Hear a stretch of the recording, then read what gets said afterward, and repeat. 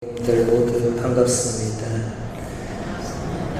별로 안 반가우시네요. 저는 부산 가톨릭센터 부반장으로 재직 중인 장재명 신부입니다. 오늘 분당 신부님 부탁으로 이렇게 미사를 오게 되었습니다. 평일에는 한 번씩 왔었는데 토요일 주일 미사는 처음인 것 같습니다. 오늘 복음 말씀을 묵상하면서 얼마 전에 나온 책이 한 권 있어서 제가 가지고 왔는데, 우리 한국 사람들은 책을 별로 안 좋아하더라고요. 책을 읽는 사람도 별로 없고, 그래서 저는 오히려 그래서 책을 소개하고 책을 읽어야 된다고 혼자 주장을 하고 있습니다. 프란치스코 교황님 기억나시죠? 이제 다 잊어버리셨습니까?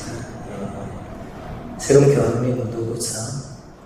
레오 14세 교황님이고, 작년까지는 그래도 프란치스코 교황님이 계셨죠. 프란치스코 교황님 이제 돌아가시고 나서 이제 그분 관련된 책은 거의 나오지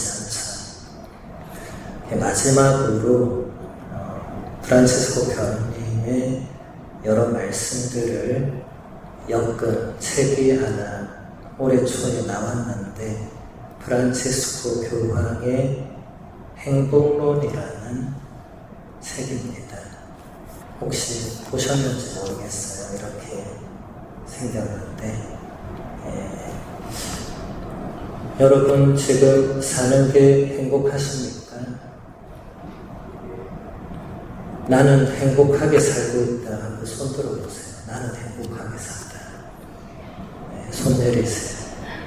나는 행복하지 않다. 손 들어보세요. 손 안 든 사람들은 너무 불행하게 사는 거예요. 아니면 사는 게 아닌 거예요. 아니면 이도저도 아니니 그냥 산다. 우리나라 사람들의 행복 지수가 매우 낮다고 합니다. 통계에 따르면 100위 안에도 못하는 통계도 있고, 여러 통계를 봤을 때 우리나라 사람들이 행복하지 않다고 그래요. 근데 우리나라가 잘 사는 나라거든요. 가난하지도 않고, 인프라가 부족하지도 않고, 모든 게 갖춰져 있는데 행복지수가 떨어지는 매우 모순적인 나라입니다. 그래서 저는 한 번씩 사람들에게 행복하냐고 물어보거든요. 저 자신에게도 한 번씩 묻습니다. 행복한가? 행복하지 않은가? 물어보면 답을 해야 되잖아요. 지금도 몇 분은 답을 했잖아요. 나는 행복하다. 그런 분들도 이유가 있을 것이고, 행복하지 않은 분들도 이유가 있겠죠. 그것을 찾아내서 행복하게 만들 필요가 있죠. 그래서 제가 이 책을 소개하는 것도 프란치스코 교황님이 어떻게 살면 행복해지는가에 대해서 말씀을 많이 하셨거든요. 그걸 엮은 거예요.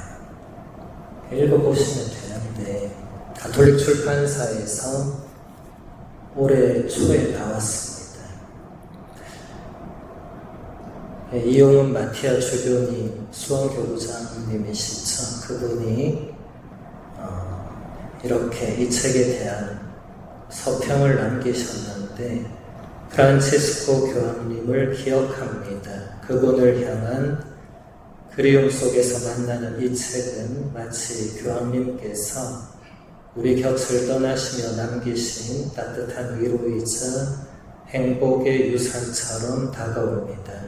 깊은 추모의 마음과 함께 교황님의 정신을 우리 가슴 속에 오래 간직하게 할 이 소중한 책을 기쁜 마음으로 추천합니다. 그리고 위에 보면 프란체스코 교황님이 남긴 마지막 선물이 행복의 신학이다.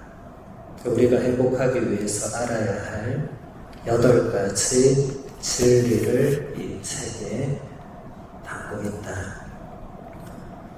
그래서 책을 다 소개할 수는 없고 미사중이니까 제가 한 부분만 읽어드리겠습니다. 교황님이 수다스러운 우리 영혼에게 질문을 던져보자. 2019년 10월 25일 아침 미사 중에 하신 말씀이네요.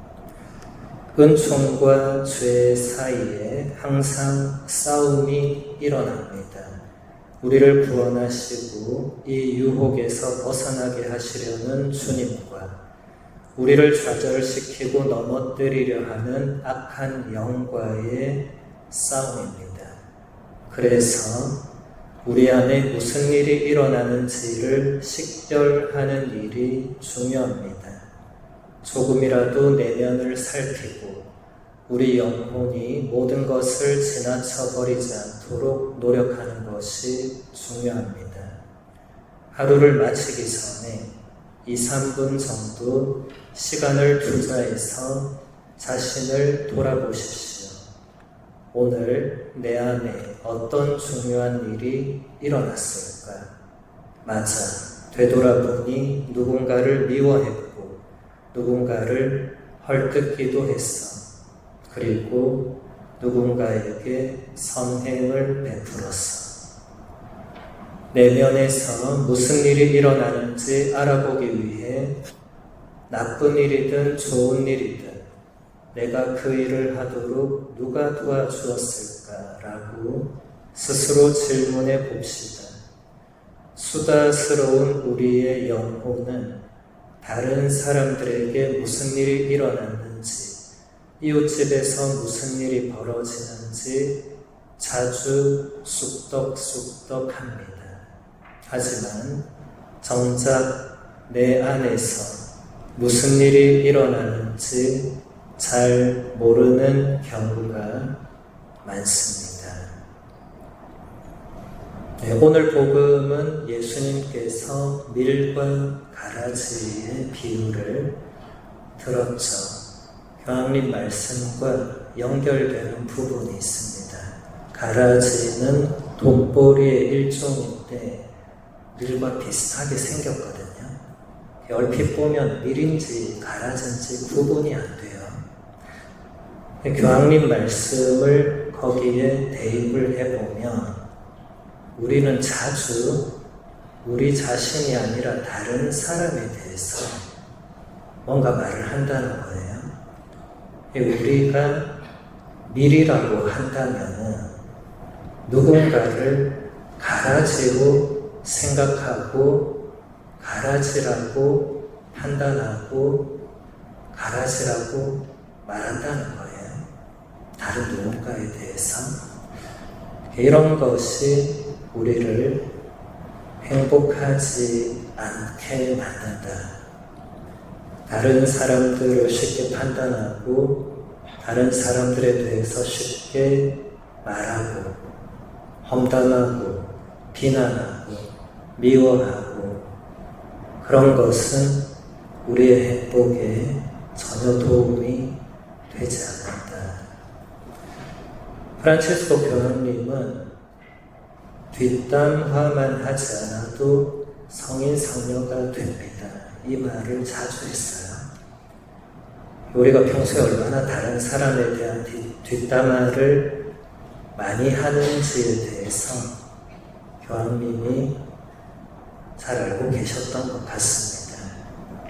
그래서 오늘 우리가 배울 수 있는 분명한 한 가지는 다른 사람에 대해서 판단하지 않고 쉽게 말하지 않고 비판하지 않고 뒷담화를 하지 않을 때 행복에 한 걸음 가까이 갈 수 있다. 누군가가 그런 말을 할 때 나는 말을 하지 않는 거죠. 누군가가 다른 사람에 대해서 말할 때 쉽게 같이 동조하고 똑같이 그냥 비판하고, 그러면 교황님 말씀대로 밤에 잠들기 전에 그날 하루를 돌아보자. 그리고 내가 그런 말과 행동을 했을 때 그것을 또 바꿔나갈 수 있도록 노력을 해보자. 행복은 돈이 많아서 행복하거나 그런 데 있지는 않죠.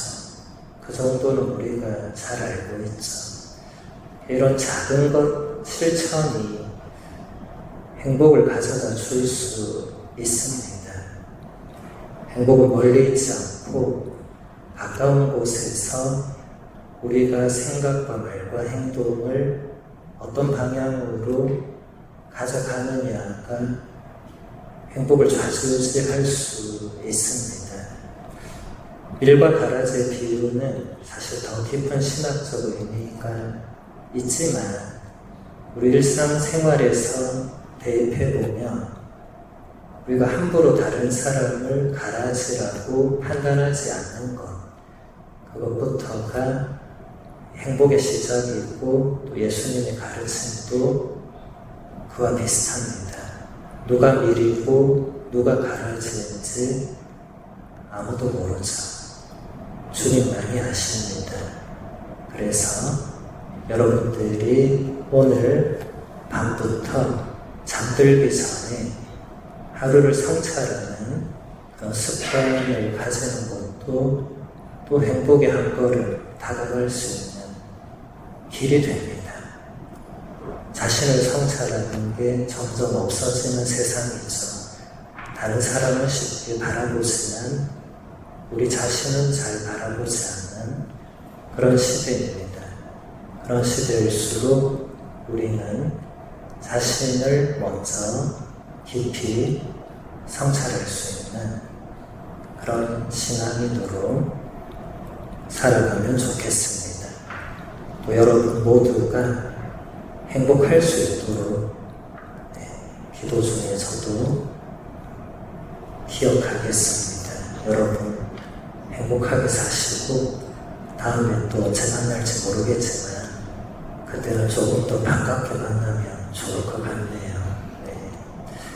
이제 또 미사를 해야 되니까 이 정도로